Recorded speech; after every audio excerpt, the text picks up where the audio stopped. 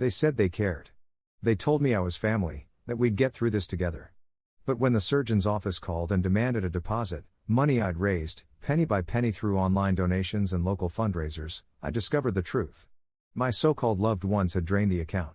Not for rent, not for medicine, not even for survival. They used it for balloons, a DJ, and a party for my cousin's 18th birthday. While I was fighting to stay alive, they were laughing under strobe lights paid for with the money meant to keep me breathing. The betrayal cut deeper than the illness itself. I should have died from both the condition and the despair.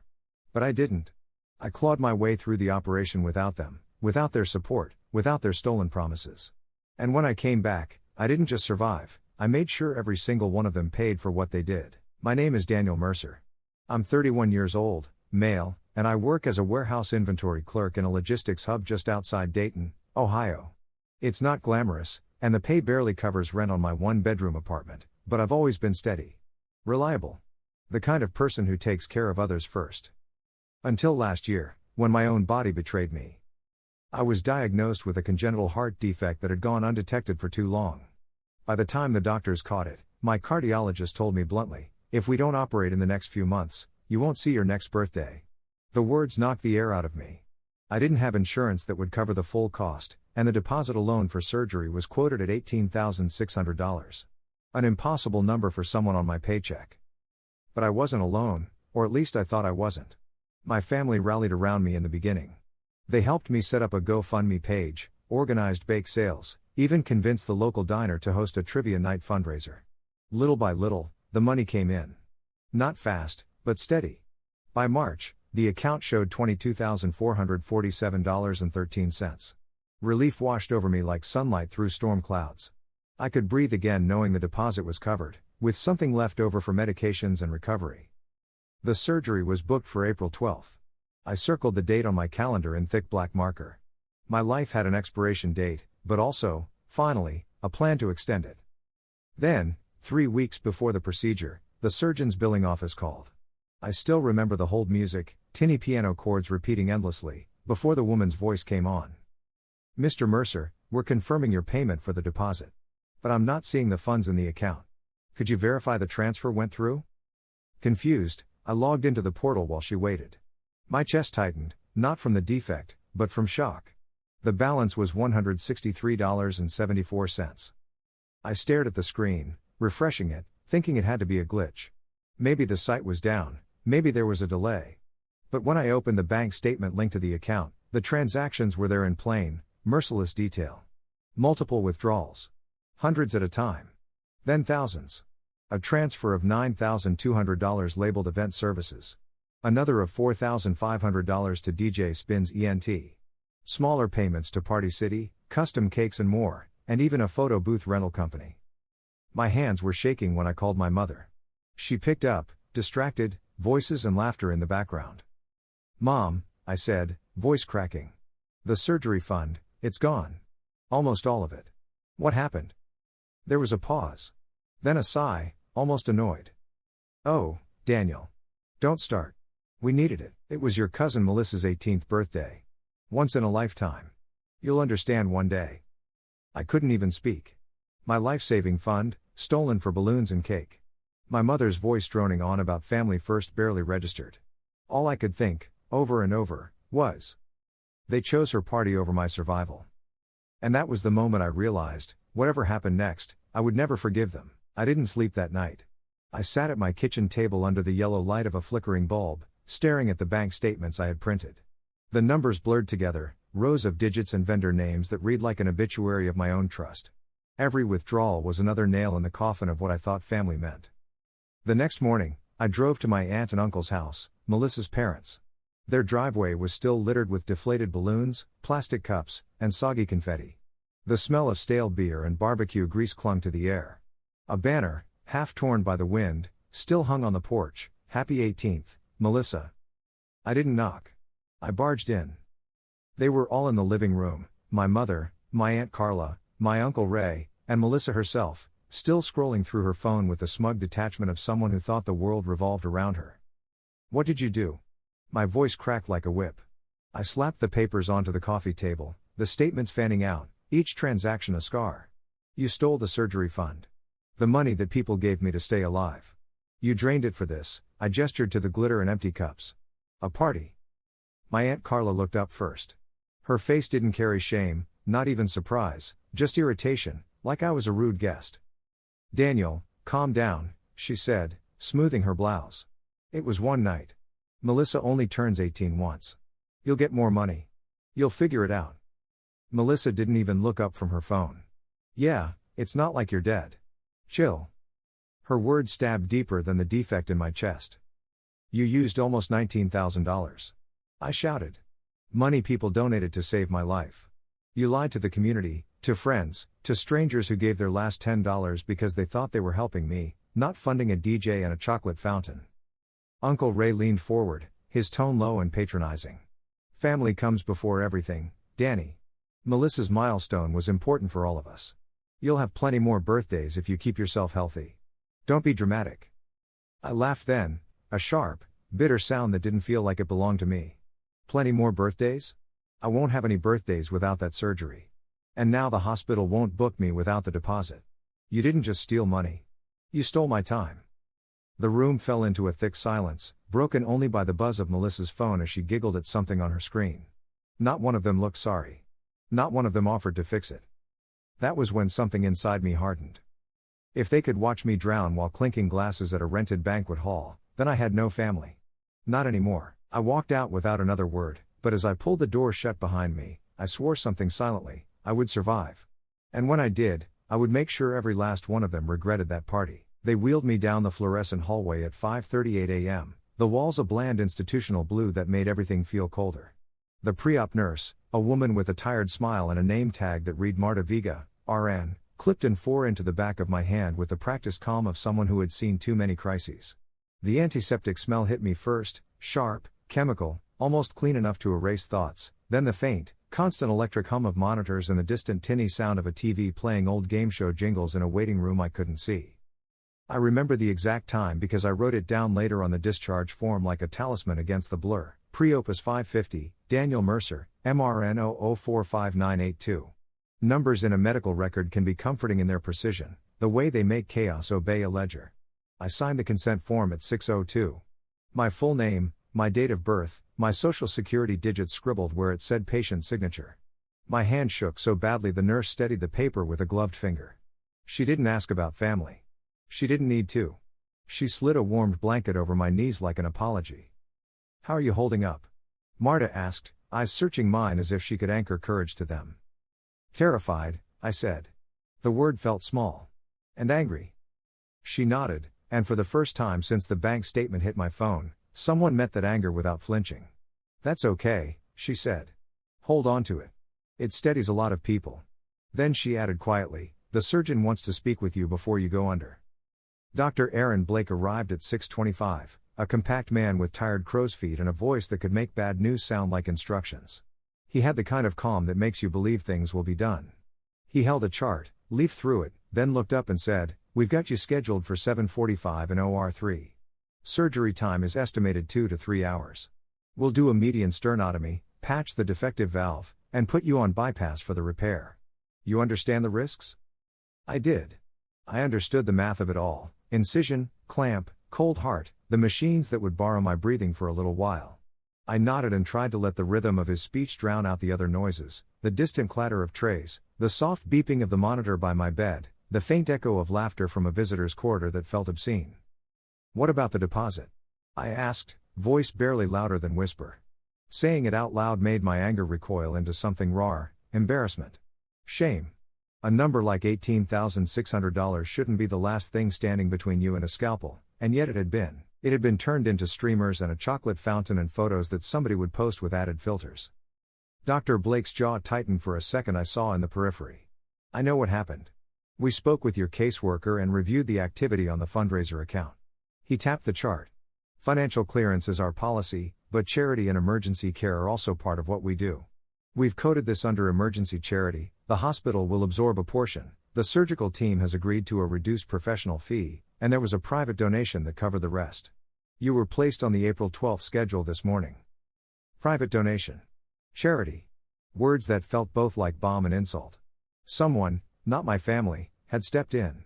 I wanted to thank whoever it was, to kneel and say, thank you for the daylight they gave me. But what I wanted more, burning like a brand beneath the chest, was to make the people who had chosen cake over my life understand what that meant. Marta wheeled me into the pre-op corridor at 7:12. The hallway smelled stronger now of latex and the warm printer ink used for wristbands. They printed a barcode, slid a paper bracelet onto my wrist, Mer 00459882, April 12, 7:12, and the number stitched itself into the fabric of the morning. The anesthesiologist introduced himself, Dr. Priya Sani, soft-spoken, with hands that flexed as if they measured the space between heartbeats.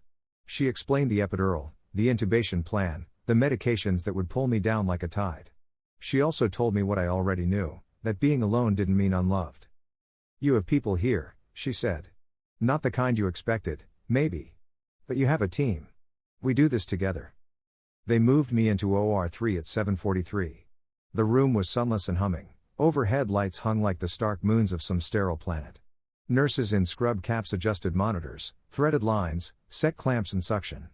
Dr. Blake checked and rechecked the plan. An assistant labeled instruments, suction, scalpel, bone saw, retractor. A clock on the far wall read 7:49. The anesthesiologist said, we're going to start with the induction, and I felt the world tilt on one axis. When the medication came, a warm wash at the base of my neck, a sweet metallic tang at the back of my tongue, I thought, briefly, of my mother polishing a vase when I was 10, of Melissa's hair pulled into a messy bun at family barbecues, of the GoFundMe updates with faces and small, hopeful notes. I thought of all the townspeople who had posted prayers and the diner owner who'd made me a roast to sell at the trivia night. I thought of the woman who signed a last-minute donation and left a note, do what you have to. You're not alone. The room blurred. I remember the beep beep beep of the monitoring machine quickening and then steadying into a softer rhythm as I lost the edges of the world. I felt less like a body and more like a ledger being balanced, entries closing on one side so others could open. I woke in recovery at 10:17, throat dry, chest in pain but whole enough to feel the wind in its newly tethered ribs. A nurse peeled the mask away and said, you did great. Stable vitals. You were on bypass for 93 minutes. Blood loss within expected range. Surgeon will see you in a bit. They took my blood pressure at 10:22, 118/72. Temperature 36.8 degrees Celsius. Pain manageable. I squeezed the hand of the person at my side. Marta had been there the whole time, and felt the connection like a small electric proof that I had not, in the end, been abandoned by everyone. Recovery was a blur of ice chips and nurses' rounds and paperwork. Post-op note 1103, incision clean, staples intact, discharge planning pending financial counseling. I signed another form at 1406 acknowledging the charity care and the hospital's internal memos. I could tell by the language that the people who had covered the deposit had done so quietly. There were no names printed on the forms, only codes and authorization numbers. That anonymity felt right and wrong at the same time. Lying in that sterile bed, the edges of the room swimming with afternoon light, the betrayal still tasted like metal on my tongue. They had chosen a party over my life. That fact hadn't changed because surgeons had balanced budgets or anonymous donors had stepped in. If anything, surviving without them hardened the injustice into something that could be worked on, methodically, like bone setting. I closed my eyes and made a list in my head, receipts to dig up, posts to catalog, the people who would need to answer for this. The plan took shape not as a fevered revenge but as a sequence of small, relentless acts, evidence, exposure, accountability. I promised myself I would be precise, procedural, and cold in the way of someone who knows what paperwork can do. They had given me back my chance to breathe. I would return the favor by breathing life into the ledger of their guilt, line by line, timestamp by timestamp, until every receipt that bought balloons with my money read like a confession. The first week after surgery lived in a fog of morphine and monotony. I learned the exact pitch of the hospital's fluorescent hum and the way staples tugged at skin when I tried to laugh. My chest ached with a new geography of pain, a tightness under the sternum that felt like someone had sewn a fist into my ribs. People came and went, a volunteer with a crossword, Marta the nurse on her night shift who'd taken to tucking an extra blanket around my legs, and once, a woman from the hospital's financial counseling office who handed me a pamphlet called Charity and Emergency Assistance, Patient Guide. Her badge read Lucy Hargrove, caseworker. She moved through paperwork with a soft efficiency that calmed me more than any painkiller. Recovery was a slow arithmetic, 2 steps forward, 1 step back, with 0.3 times a day. Jonah, my physical therapist, insisted on small goals: sit up, walk to the window, stand for 5 minutes without clutching at the rails. Each victory felt petty and monumental at once. On the third day I managed to shuffle down the corridor and stand at the window while the April rain fell in sheets over the parking lot. I wrote the date, April 15th, in the notebook the hospital gave me and underlined it twice. I lived on lists now: meds to take, staples to look after, people to call. The lists kept the rage from eating me whole. It didn't take long before rage moved from a hot, useless shape into a tool. Pain blunted the edges of hysteria and left me with something far colder: a tally. I spent nights in my apartment, when I could sleep without a nurse's watchful eyes, cross-referencing everything I could get my hands on. The fundraiser page had a download option for donor information and transaction history. I saved the CSV the same night I got home and locked it in a folder titled mayor_src_04 on my laptop. Every donor note, every $5, $10, $50 that had been given in good faith sat in neat columns. On the next sheet I kept bank statements from the linked account. I compared timestamps. There were patterns. The event services withdrawals showed merchant names that matched the receipts the vendors posted to their own social pages. A DJ's Instagram had a post from April 3rd at 23:12 with a video of the dance floor and a watermark of the DJ's logo, the payment to DJ Spins ENT. In the bank record had a timestamp of 23:09 and a confirmation number. I screenshot the post, then made a second copy where I clicked View Image so the browser's URL and timestamp were visible in the screenshot. I created a folder called Evidence and duplicated each screenshot with a file name that included the source, date, and time: spins_ig_2025-0403_2312.png. Filing it that way felt bureaucratic and it felt right. Lucy, the caseworker, was useful in ways I hadn't expected. At discharge she'd handed me a list of internal authorization numbers for the charity credit and a terse note that read, "Anonymous benefactor covered outstanding deposit 04/12, see authorization AR 7782. I asked if the hospital could provide any more details. She explained privacy laws and donor confidentiality with professional compassion. "We can't give you a name without consent," she said, but she did hand me a transaction authorization sheet and a copy of the ledger entry showing exactly how much the hospital covered and which internal departments reallocated funds. That paper, stamped and initialed, became the first official document in my case file. I called the fundraiser platform support line, the kind of call that loops you through menus until a human answers. The rep told me I could request a full transaction export and that donor contact info would be provided to me only if legal processes demanded it. I told him I needed the transaction export for evidence of misappropriation and he opened a ticket. 2 days later I had the export and another email confirming the linked bank account had been changed on April 2nd with a new routing detail. That routing detail matched the account last four I had seen in one of the vendor receipts. The new account's descriptor was a family name I recognized. I learned how to preserve the integrity of digital evidence as I taught myself the rules others use for investigations. Screenshots alone could be fragile, images could be altered, posts deleted. So I printed things, high-resolution images, CSVs, vendor pages, and had them notarized at the UPS store. The notary looked puzzled when I asked them to stamp a screenshot of a chocolate fountain company, but their rubber stamp and signature made the printout feel like a legal animal. I saved metadata too. Where possible I downloaded the original files and ran them through a metadata reader that pulled creation dates, device types, and geolocation tags. A cake vendor had uploaded a behind-the-scenes shot that still contained EXIF data, placing the upload in my aunt's town at 2047 on April 2nd. That was the sort of dead hook detail I needed. On the morning of my third week home, I pored over the spreadsheet and made a timeline. April 1st, fundraiser verified balance $22,447.13. April 2nd, 1903, transfer out to family account, Ray Carla for $9,200. April 2nd, 1905 to 1912, payments to applied event rentals, DJ Spins ENT, custom cakes and more totaling $8,891.92. By April 3rd the account was down to $163.74. Each line had a source, bank transaction ID, and at least one corroborating social media post or vendor invoice. I printed that timeline on blue legal paper and put it in a 3-ring binder labeled Case, Theft. Turning evidence into leverage required patience. My anger wanted the dramatic, confrontation, shouting, a viral video where cousin Melissa cried on camera and apologized. But Marta, with her steady hands and quieter wisdom, reminded me that the people I wanted to topple were still people with ties and money and way more public credibility than I had. Revenge needed more than moral outrage, it needed structure, paper, timestamps, witnesses, and a public vector that couldn't be dismissed as family drama. So I started with the smallest, most reliable moves. I called my bank's fraud department and requested an official trace on the transfers from the fundraiser account. They sent me a PDF with the chain of transfers and the merchant descriptors.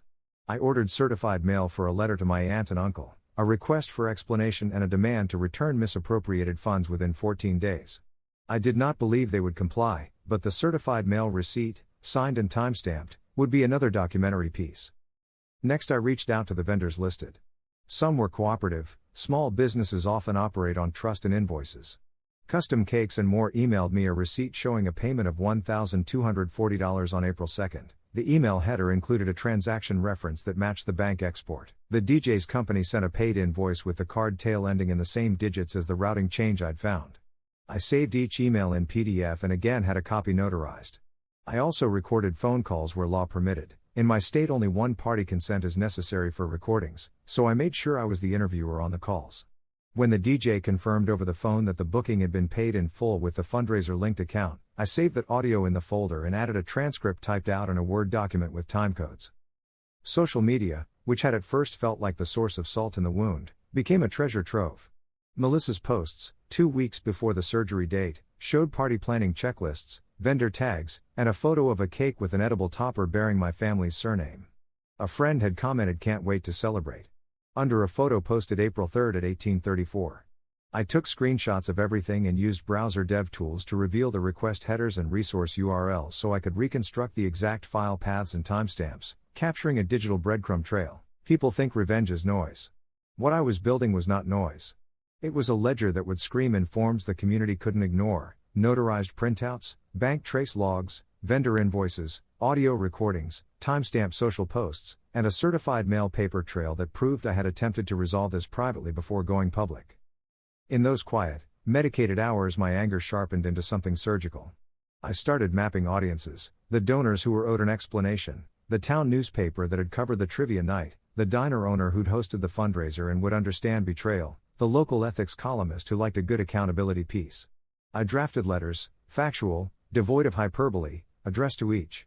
I put "do not publish" on the first draft out of spite. I wanted them to feel the exposure coming from me, not from my movers.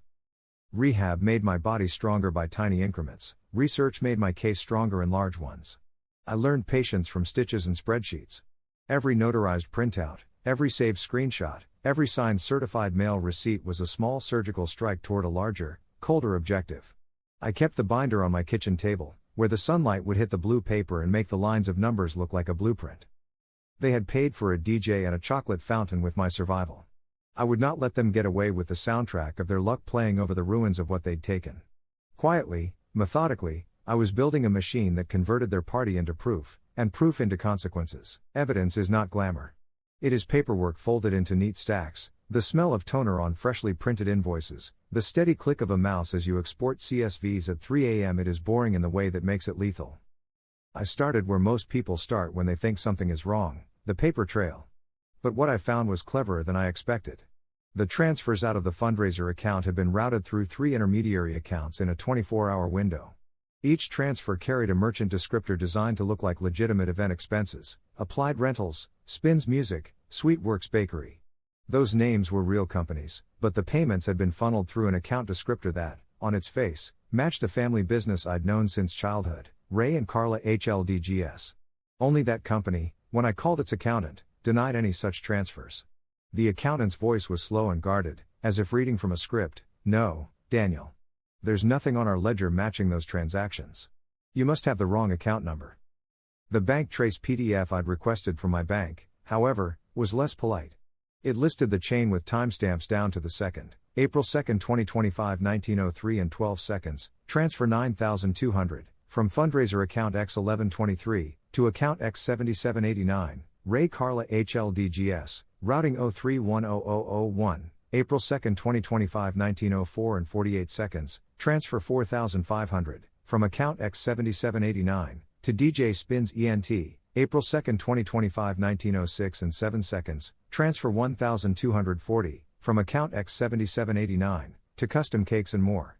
The bank gave me transaction IDs, timestamps, and a chain of custody and glorious, bureaucratic clarity. If the accountant denied knowledge, I needed to follow the paper stack further back.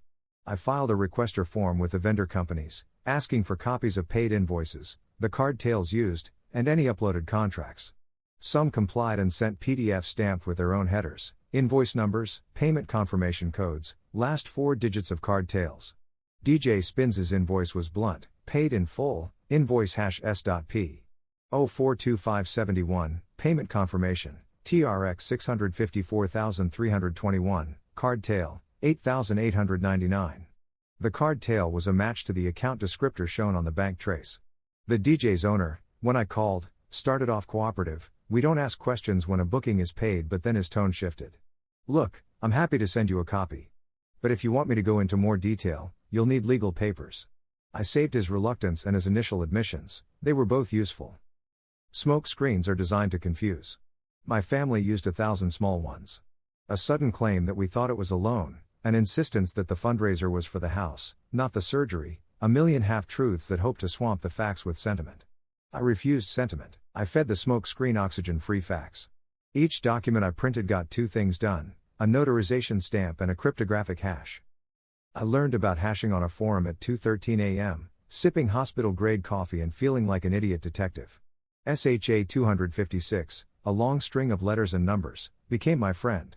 I ran each PDF and image through a hashing tool, recorded the resulting fingerprint in a master file, and printed that file with the same rigor as a witness statement. If anyone later tried to alter an image or claim a screenshot was manufactured, I would point to the matching hash recorded, notarized, and timestamped. It felt excessive, but the whole point was to make tampering expensive. There were moments when the path almost unraveled me. I once nearly threw away a receipt because it looked insignificant, a $142 payment to Party Favors and Company. I almost ditched it because my anger wanted fireworks, not confetti. Then I remembered Marta's quiet line, small things steady a lot of people. I scanned it, notarized it, hashed it, and logged it.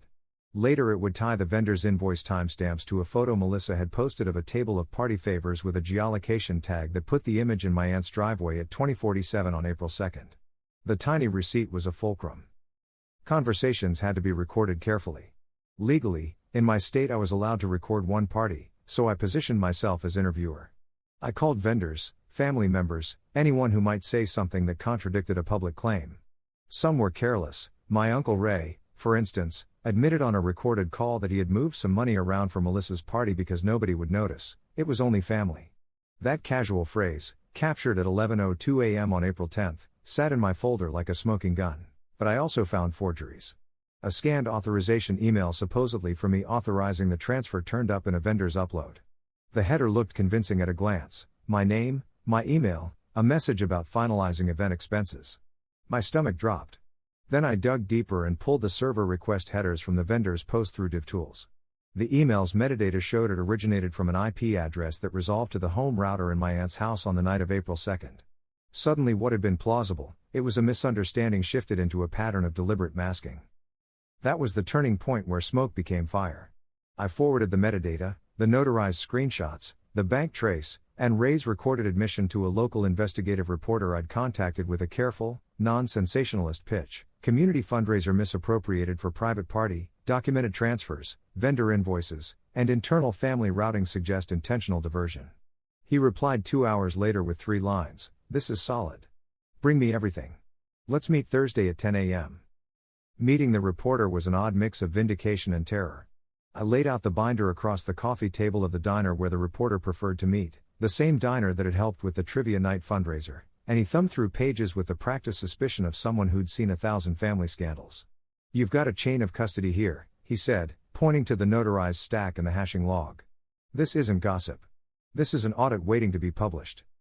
But he also warned me about the limits of public exposure. If you go loud without the right legal scaffolding, they'll sue you, claim defamation, or bury the story in counterclaims. Get the money trail airtight. Get witnesses on record. He suggested I consult an attorney who specialized in nonprofit and fraud cases. He gave me a name. The lawyer, a woman named Marisol Vega, listened to my folder on speakerphone, then said the thing that made every hair on my arms stand up: "We can subpoena vendor records, force disclosure of the account holder behind that routing number, and file a civil suit for conversion. But there's also criminal potential here. If the funds were solicited under false pretenses, that's fraud." She asked for a retainer and 3 solid notarized exhibits to start. There was another wrinkle: donors. People who had given small amounts were angry and, more importantly, They wanted their money back or an explanation. I drafted a plain, factual letter for the fundraising platform to send to donors, a timeline, an apology from me for the breach of trust, and a promise that I was pursuing legal and public remedies. The letter had to walk a narrow line, truthful but not incendiary, specific but not libelous. I mailed it to the list of donors I'd been provided under platform policy for cases of suspected fraud. The replies came fast and sharp, messages of support, offers to testify, and, from one donor, a scanned copy of a cash slip showing a deposit to my GoFundMe page with a handwritten note. Hope this helps, D. Those human details were a reminder. The ledger was not abstract. Each line came from a person choosing to believe in my survival. By the end of Chapter 5, my house looked like a miniature records office. Blue legal pads stacked with timeline notes, a wall where printed screenshots were pinned with colored pushpins, my laptop open to a hashing log, each SHA 256 string like a small, trusted oath. The smoke screens had been stripped away, one by one, into a litany of transactions and timestamps that made story impossible to spin away. They had hoped that the glitter and laughter would bury what they'd done.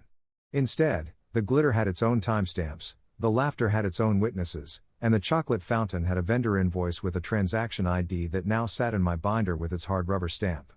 Paper, not emotion, would be my weapon. Paper, carefully copied, notarized, hashed, and published, would be the machine that turned the party into proof. Up next, I would pull the net tighter, names, motive, and the contradictions I knew they could not reconcile. They thought the story ended the moment the last streamer hit the floor. They were wrong. What they didn't understand was that a party leaves more than confetti. It leaves a trail, receipts, selfies, GPS pings, passed around texts, and once you start following that trail, the map narrows until there's nowhere left for lies to hide. I began with motive because motive narrows suspects faster than fingerprints. The timeline I'd built showed a flurry of activity the weekend before the money left the account: frantic calls, last-minute vendor bookings, screenshots of Pinterest boards annotated with prices. Melissa had been angling for an Instagram-worthy 18, my aunt and uncle had been sweating whether they could pull it off on the family budget. I found a scanned copy of a ledger, a page ripped out of Ray's notebook that someone had photographed and uploaded to a family group chat on April 1st. The image was grainy, but the numbers were legible: an overdraft notice, a notation about a loan payment due April 7th, and the words in messy caps, "Militia, make her day?" That, combined with Ray's offhand recorded admission, "I moved some money around 'cause nobody would notice," suddenly reframed theft into a desperate, intentional act. I widened the net outward. There were friend of a friend vendors who'd been booked through Impulse. A cake designer who usually required booking 3 months in advance had a paid invoice dated April 2nd at 2011 with the notation rush order for 18th. The cake's delivery receipt had a signature: C. Hargrove. Hargrove, my Aunt Carla's married name before she became Ray's, was the same surname in the account descriptor on the bank trace. The coincidence tightened like a noose. Technical breadcrumbs did more than corroborate, they contradicted family denials. When I subpoenaed, via Marisol Vega, the vendor server logs, which the DJ's owner balked at but ultimately produced under legal nudge, the headers revealed the originating IP used to confirm payment and upload the event contract resolved to a residential ISP in my aunt's neighborhood. The timestamp chain matched Ray's phone pinging for location services at 19:02 on April 2nd, the same minute the first transfer left the fundraiser account. That wasn't a mistake anymore. That was alignment. People who lie for comfort tend to build castles of explanation that crumble under a single hard fact. So I started manufacturing hard facts. I recorded more conversations. I called my aunt under the pretext of asking about menu options for a community potluck, and I let her talk. I let her tell me, with casual irritation, that Melissa had pulled the family together and that they'd used some saved money and a family account because it was holiday season and what are the neighbors going to think if it's not perfect? I didn't confront her. I asked soft, clarifying questions and let her go on. When she said, "We didn't touch the fundraiser, Daniel, we swear," I played back the bank trace invoice over the phone and listened as her words evaporated into stammers. That recording, time-stamped and transcribed, sat in my folder like a little verdict. There were surprises in the net. My cousin Melissa wasn't an empty-headed antagonist. In one recorded exchange she confessed, voice small and guilty, "I didn't know the money was for your surgery. Mom said it was for house repairs and the party. I didn't check." Her voice had that wavering, teenage register that made the whole thing more complicated, culpability layered with obedience. But complicity is complicity. Ignorance explained nothing, it just added another person to the list of people who had chosen comfort over truth. I found allies where I needed them. The diner owner, Mr. Hargreaves, who'd hosted the trivia night, kept a receipt book for every community event. When I showed him the fundraiser export and my notarized timeline, he was furious. "Those were my neighbor's tips," he said. "People did not give to make a cake." He offered a statement and agreed to put me in touch with 3 donors who'd said they wanted to press charges. One of them, an elderly woman named Edna Kemp, had transferred $20 from her Social Security check and left a note, "For Daniel to live." Her willingness to go on record added a human face that made the ledger bleed. I turned forensic. The EXIF data I'd extracted from vendor photos revealed camera models, timestamps, and, in one Q-tip of Dirt Miracle, a GPS coordinate that placed a behind-the-scenes vendor photo in my aunt's garage at 2047 on April 2nd. I cross-referenced that with a neighbor's Ring camera footage. They willingly provided it when I showed them the bank trace, and got a clear 6-second clip of a white SUV pulling into my aunt's driveway at 2045, boxes of supplies unloaded, gifts stacked, and Carla waving a phone in view as if coordinating.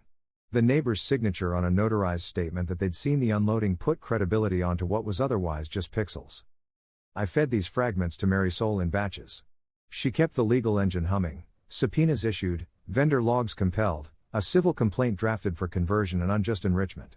The legal letters were surgical, crisp dates, amounts, demands, and each arrived at my aunt and uncle's home via certified mail with receipts that would later be presented in court. I knew lawsuits move slowly, but I wasn't relying on the civil docket alone. Criminal fraud could be faster and likelier, and so Marisol helped me draft an affidavit for the county prosecutor detailing the misappropriation and requesting a criminal review.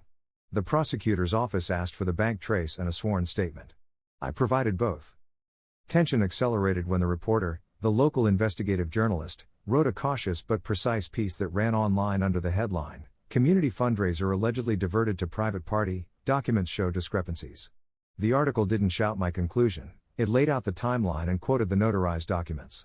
Still, within hours there were messages on my phone, anonymous threats, supportive DMs, and a voicemail from my mother I almost didn't want to hear. She sounded hollowed out. "We made a mistake," she said, voice raw. We thought we were fixing things." The line broke with a sniffle. It was the closest thing to an apology I got for weeks, and it was also a defensive, inadequate softening. It didn't change the deposits. It didn't bring me a deposit. In tightened nets, people crack. A cousin I'd barely spoken to since childhood texted me, "You should just let it go. Family issues are messy." I replied with one line, typed slow and cold, "Family isn't the same thing as theft. I want my surgery fund back." That text was later used by the defense team in a clumsy attempt to paint me as litigious and unreasonable. I smiled at that irony. The same messages they would weaponize against me were the ones that proved my restraint. I hadn't screamed, I documented. By the second week after the story ran, cracks were visible. Vendor owners who'd initially hidden card tails began to produce invoices. The DJ, under pressure, sent a full ledger that matched my bank trace and included a scanned copy of the contract with a signature, R. Hargrove. That signature matched the one on a receipt from a local hardware store where my aunt had bought helium tanks the day before the transfer. The pattern was no longer ambiguous, it was a looped wire around one family. Motive, means, opportunity, all pointing to a single orchestration. I kept one card close. Public exposure can shame, but it can also harden defense. So I laid the plan to ensnare them in their own contradictions. I would present them an opportunity to explain on the record in a setting that left no room for convenient memory lapses, a live interview with the journalist and a public demand for restitution. I'd prepare the donors to show up. I'd bring the notarized binder and the Ring footage. I'd allow them the space to explain, but not the space to hide. The net was not only tightening around their actions, it was tightening around their stories. Lies rely on retellings that are inconsistent. Once you start cross-checking retellings with timestamps, receipts, and signed notes, there's nowhere left for the same lie to sound the same twice. The work felt less like revenge and more like justice by arithmetic, inputs, outputs, cross-checks. No melodrama, just facts. And facts, once lined up correctly, have a weight of their own. They leave little room for the comfortable shrug the family had served me, it was only a party. The math said otherwise. By the end of the week I had a new plan, a public meeting with documented evidence, a prepared set of donor witnesses, and a legal letter that would be filed the moment they refused restitution. I would not ambush them with righteous fury, I would present them with the ledger of what they had done and watch their defenses collapse under the weight of paper and pixels. They had thought the music would drown the truth. The DJ had been paid to play a soundtrack, I was about to play a different kind of record, one that repeated the same facts until they could not pretend not to hear them. Next up, setting the trap. I learned the hard way that you don't catch someone with theatrics. You catch them with geometry, the right person, in the right place, at the right time, and a camera where they think there's only air. The trap I built would be mathematical, boring to watch, and impossible to wiggle out of when the clamp came down. First, the stage, the town hall community room where Melissa's photos had once hung on a charity wall and where the diner owner agreed to host a public meeting if I asked. I booked the room for a Thursday evening, April 30th, at 6:30 p.m., the time when people who worked day jobs could attend. I reserved a projector, printed 30 copies of the notarized timeline, and emailed the local reporter with a concise agenda: presentation of documented misappropriation of community fundraiser, public conduct, request for restitution. I copied Mary Soul on every message. Second, the witnesses, donors who'd messaged me with anger and with offers to testify. Edna Kemp, the old woman who'd given $20, agreed to come and speak about why she donated. The diner owner, Mr. Hargreaves, said he would read his receipt book aloud. 2 young men who worked the trivia night offered to bring screenshots of the tip jars and volunteers who remembered people handing over envelopes. I texted each witness the night before and asked them to bring ID and a printed copy of their donation confirmation. The redundancy made each testimony stronger, less easily dismissed as emotion. Third, the legal scaffolding. Mary Soul filed a notice of pending civil action with the county clerk that morning and sent certified letters to Ray and Carla demanding restitution by May 7th. The letter was short and intentionally dry: return $19,983.39 to the fundraiser account, otherwise a civil suit for conversion and unjust enrichment will be filed. The certified mail receipts were already in my binder, another red line in the ledger. She also drafted a short statement I could read at the meeting that summarized the legal angle without sounding like I was accusing them on the spot: simple, factual, and calibrated. Fourth, the recording redundancy. I did not trust a single device. I booked the town hall's meeting room microphone system, put my phone on record, and asked a tech-savvy friend, Sarah, to live stream the event to a private, unlisted YouTube link that would auto-archive. I also set up a second camera on a tripod behind the podium and instructed Mr. Hargreaves to position his phone on the cake table to face the doorway. That latter placement was a simple trick. People feel comfortable being filmed when cameras point at a stage. They do not notice a camera pointing at the aisle. Finally, the bait. I sent a short, neutral email to my aunt and uncle 3 days before the meeting. We're having a public community accounting of the fundraiser. We will present documents and ask for restitution. You are invited to join and to respond. I hope you will come. Invited was careful wording.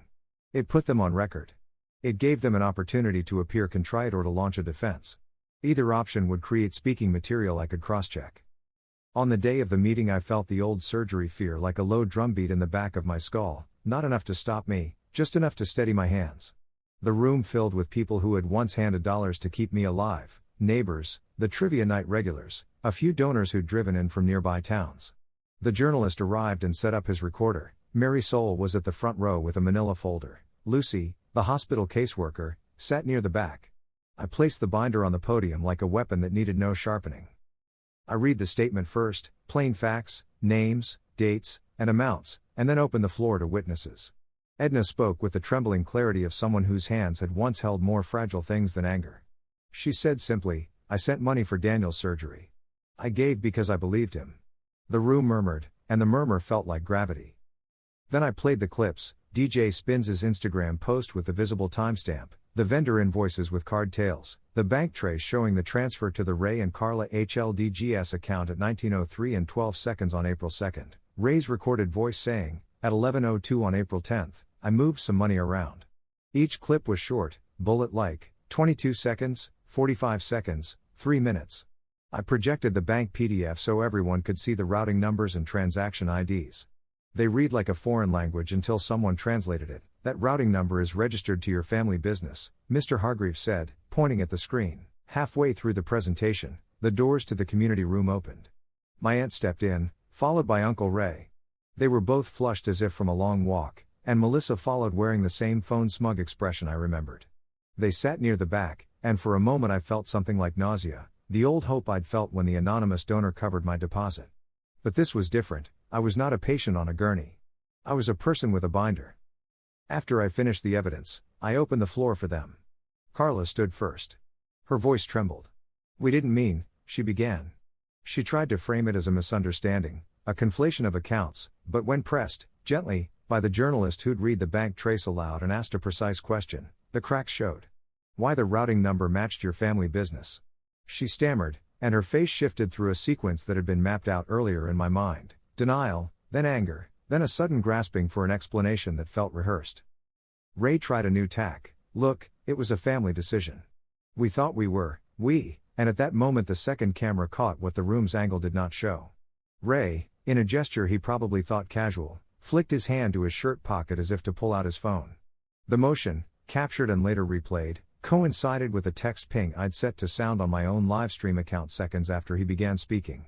The ping was the same noise his phone made when messages arrived. The livestream recorded the noise and the screen capture showed an image of an outgoing transfer confirmation, the same TRX 654,321 that matched the DJ invoice, appearing on his phone. He had not realized that the phone in his pocket would betray him. He had not realized the room had been mapped. Melissa, finally, spoke and her voice cracked. I didn't know what it was for. Mom told me it was for house stuff. I didn't check.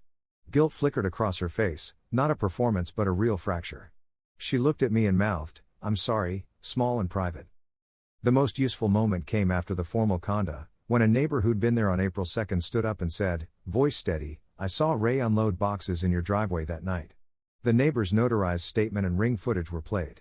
The ring clip, 6 seconds long, showed a white SUV, a person with Ray's build, and a stack of vendor boxes being carried into the garage.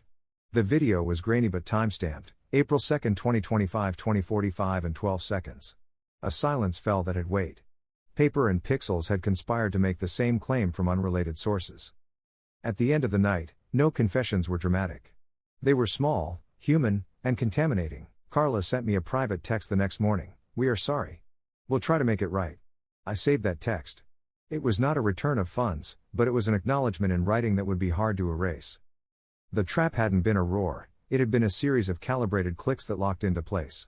I'd given them one last chance to respond in public because public responses leave records, words, timestamps, witnesses. They had responded with evasions, a muffled apology, and a text that admitted remorse. That was enough to move the machine forward. Next, the confession in pixels, the moment when the net would tighten fully and their own messages and voice notes would become an avalanche none of them could hold back. The real confessions didn't come in front of a crowd. They never do. People are too careful when eyes are on them.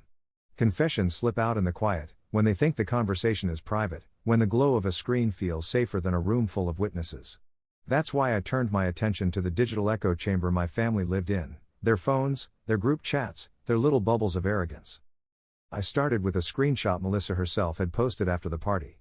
It was nothing more than a blurry photo of her holding up a sparkler with the caption, "Best night ever. Thank you Mom and Dad for making it happen. #grateful #family first." The timestamp, April 3, 12:07 a.m. sat just 3 hours after the fundraiser account was emptied. Harmless on its own. Damning when aligned with the bank ledger. I saved it, hashed it, and dropped it into the binder. But the real break came from a source I didn't expect, my cousin Jacob, the quieter one in the family, who'd always been on the periphery of drama. One late night he messaged me out of the blue, "I can't stand what they did to you. Check this." Attached was a screen recording of the family group chat from April 2nd. The video was shaky, but the content was crystal clear. 1852, Aunt Carla, funds cleared. We'll run everything through our account first. 1854, Uncle Ray, don't worry, no one tracks these things that close. 1859, Melissa, can't believe I get a DJ and a photo booth. 1903, a transfer confirmation image dropped into the chat, $9,200 moved. My chest tightened as I watched the pixels line up perfectly with my bank trace. This wasn't rumor. This wasn't me piecing things together from fragments. This was them, in their own words, congratulating themselves as they stole my life. I froze the screen recording at 1903 and felt the weight of it, the kind of proof lawyers dream of, the kind that strips all smoke away. Jacob also forwarded me a voice note that Ray had sent to the group later that night. His voice was smug, a little drunk. Melissa better remember this forever. We pulled off the party of the year. And Danny? He'll figure something out. He always does. Hearing my uncle reduce my surgery, my survival, to an afterthought made my skin crawl. But it also sealed his role. He wasn't just complicit. He was proud. I did everything by the book. I ran the files through a metadata extractor to confirm creation dates, phone model, and file hashes. The chat log showed it was captured on April 2 at 1905 from an iPhone registered to Carla's number. The voice note metadata listed Ray's phone, recorded 23:47 that night. Both aligned with the events I had already mapped. I printed screenshots of the metadata output, notarized them, and added them to the binder. The evidence wasn't just screenshots now, it was technical fingerprints. When I showed Mary Soul, her reaction was immediate. "This is the nail," she said, tapping the voice note transcript with her pen. "No jury, no judge, no arbitrator will see this as anything but intentional fraud." They congratulated themselves on camera. She prepared motions to submit the new evidence into both the civil and potential criminal files. Her paralegal called it a confession in pixels, and the name stuck in my head. The journalist's face, when I handed him the USB drive with the files, told me everything. He barely spoke. Just nodded, scrolled, and then looked up with an expression I can only describe as grim satisfaction. "We'll run a follow-up," he said. "This is ironclad." Word spread fast, as it always does in a small town. By the next Sunday, whispers had turned into open conversations in grocery aisles. "Did you hear?" People asked each other. "They used his surgery money. There are screenshots. Voice notes." The shame wasn't just mine anymore, it was theirs. They couldn't spin it as family drama. Their own words were out there, time-stamped and authenticated, spreading like wildfire. I knew what came next. Exposure is one thing. Collapse is another.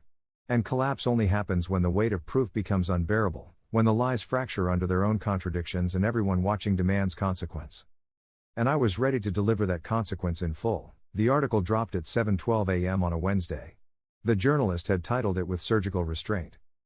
Fundraiser funds diverted, documents, messages, and voice notes raise questions.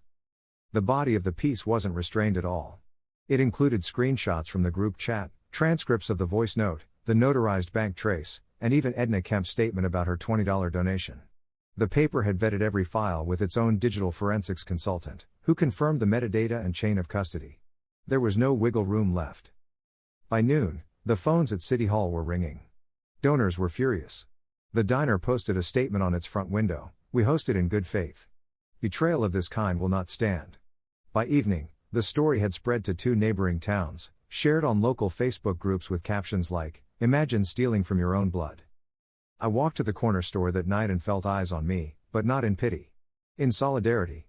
People nodded, some clapped me on the shoulder, one whispered, "Good for you." For the first time since the surgery, I didn't feel like the patient. I felt like someone carrying a ledger of truth. My aunt and uncle, meanwhile, went into hiding. Carla shut down her Facebook page after people flooded her photos with comments. Ray tried to post a long rant about family disputes and Daniel twisting things, but within hours people were pasting his own voice note under it. The DJ even posted publicly, "I was paid with fundraiser money." Confirmed. Never again. Vendors distanced themselves quickly, nobody wanted to be seen as complicit. The prosecutor's office announced it was reviewing the evidence for possible criminal charges. That phrase was enough to turn the whispers into open condemnation. At the diner, customers spoke openly about boycotting Ray's contracting business. A pastor from the local church wrote a letter to the editor, calling it a theft not only from a man but from a community's faith. At the next town council meeting, the room was packed. I hadn't planned to attend, but Mr. Hargreaves called me that afternoon. "Come," he said. "This is where the reckoning begins." So I went. I sat near the back as citizen after citizen stood to speak during the open floor session. A middle-aged man with paint-stained hands said, "I gave $50 from a week's tips. That was supposed to help save a life, not rent a photo booth." A woman holding her toddler said, "How do I explain to my daughter that adults stole from someone's surgery fund?" The anger wasn't shouted, it was steadier, heavier, the kind of anger that doesn't burn out but calcifies. When the council chair finally called my name, I stood, binder in hand. My voice didn't shake. "This isn't just about me. This is about trust. Every receipt, every dollar donated, was a promise. That promise was broken by people who thought they could hide behind family ties. I survived without them. But the truth needed to survive too. That's why I brought the evidence here." I laid the binder on the podium. The council chair flipped through a few pages, bank statements, notarized screenshots, the infamous group chat, and then nodded gravely. "This will be entered into the record," he said. And with that, it was no longer just my fight. It was a matter of public record. The reckoning had begun. The first domino fell with a single email. On May 12, the county prosecutor's office announced formal charges: fraud, misappropriation of funds, and forgery. The press release named my Aunt Carla and Uncle Ray as defendants. Their arraignment was scheduled for the following week. That morning, I walked past the diner and saw the headline laminated on the front door: Family charged in fundraiser theft scandal. People stood in little knots, whispering, some shaking their heads, others outright furious. The diner owner, Mr. Hargreaves, caught my eye through the glass and gave me a firm nod. No words, just acknowledgement. Within hours, Ray's contracting business began to crumble. A local homeowners association canceled their renovation contract. 2 pending bids were withdrawn. Vendors who had once partnered with him quietly scrubbed his name from their websites. On community forums, people posted, "Don't hire thieves." Carla lost her job at the elementary school after parents flooded the district with complaints. "We don't want a fraudster teaching our children," one email read, quoted later in the paper.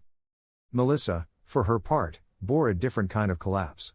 Her social feeds, once full of selfies and hashtags, went silent. Friends unfollowed in droves. At the high school, someone spray-painted "party thief" across her locker. It wasn't justice, kids can be cruel, but it was inevitable. When your milestone birthday is built on stolen blood money, people remember. But the deepest cut came from the donors themselves. Mary Soul helped organize a restitution claim. Every donor was contacted, and the civil suit demanded repayment down to the penny. Edna Kemp, trembling but resolute, sat in front of a judge and said, "I gave $20 because I believed Daniel's life mattered." They stole that belief. Her words, simple and sharp, made Carla cry in the courtroom. The judge ordered preliminary asset freezes: Ray's truck, Carla's savings account, and a lien on their home. Watching them shift in their seats as the clerk read the order felt like a reversal of the night I'd confronted them in their living room. Then, they'd been smug, dismissive. Now, they were cornered, stripped of their defenses by paper and law. The journalist's second article sealed their fate in the public eye. He titled it, "From Party to Prosecution: How One Family's Betrayal Unraveled." It laid out the full arc, from GoFundMe donations to the notarized screenshots, from the DJ invoice to the group chat where Carla typed, "Funds cleared." The final paragraph quoted me, "They thought balloons mattered more than a beating heart. Now the record speaks for itself." After that, there was no coming back for them. Invitations dried up. Neighbors crossed the street rather than speak. Their house, once the center of family barbecues, sat quiet with the blinds drawn. Even relatives who had defended them at first now kept their distance. Betrayal is sticky, nobody wants it rubbing off on them. As for me, I walked lighter. The scar down my chest still ached when the weather turned, but it was a reminder, I'd survived them. I'd survived the party that was supposed to bury me. And piece by piece, their perfect little world collapsed under the weight of its own lies. The trial didn't drag on for years the way I expected. With the digital evidence, the notarized documents, the vendor invoices, and, most damning of all, the family group chat and voice note, their lawyer had little ground to stand on. By July, Carla and Ray both pled guilty to misappropriation of funds. They avoided jail through a plea deal but were sentenced to 2 years probation, ordered to repay the donors in full, and barred from managing any nonprofit or community fundraiser for 10 years. Restitution came slowly, in small, court-ordered payments that trickled back into the fundraiser account like drops of water on dry earth. The platform issued credits back to donors one by one. I received dozens of emails: refund issued, Daniel Mercer Surgery Fund. Each time, I thought of the faces who'd given. The diner waitress who slipped me 10 crumpled singles. The hardware store clerk who gave anonymously. Edna Kemp, who hugged me outside the courthouse when her $20 came back and whispered, "You're alive. That's enough." As for my so-called family, they became ghosts in the very town where they once held court. Neighbors avoided their house. Melissa, once the darling of her high school social circle, transferred to a different district after months of harassment. I heard she stopped posting online entirely. The last image on her Instagram was that sparkler, forever frozen as the symbol of what cost me so much. And my mother. She didn't speak to me for months. When she finally called, it wasn't to apologize. It was to ask why I had ruined the family's reputation. I listened quietly, then told her, "You ruined it yourselves the night you chose balloons over my life." I hung up before she could respond. Some doors don't deserve to stay open. Recovery gave me strength in more ways than one. Physically, I was back at work by late summer, stronger every week. Emotionally, I was sharper, quieter, less willing to hand out trust like loose change. My binder sat on the shelf above my desk, its blue legal paper edges worn but intact. Sometimes I pulled it down just to flip through the pages, a reminder that survival isn't just about breath and heartbeat. It's about protecting yourself against those who would take even that from you. People in town still stop me sometimes. At the diner, at the grocery store, at the post office. They don't call me a victim. They don't call me sick. They say things like, "You didn't let them get away with it," or "You showed everyone the truth." It's not glory. It's not gloating. It's accountability. I never got back what they stole from me, not really. The money came in pieces, but the trust was gone forever. Still, in its place, I built something stronger, a reputation for not letting betrayal slide, for turning even the ugliest injustice into a ledger that could not be erased. I survived without them. And in the end, I took everything back, not just the money, but the power they thought they had over my life. The scar down my chest will never fade, but I don't want it to. It reminds me that I lived, not because of family loyalty or empty promises, but because I learned how to fight with proof when love failed. The house where my aunt and uncle once hosted barbecues now sits dark, blinds drawn tight, a for sale sign rusting in the lawn. People walk past without waving. Their voices, once loud with laughter, are silent now, silenced not by me, but by their own arrogance laid bare. I don't dream about the surgery anymore.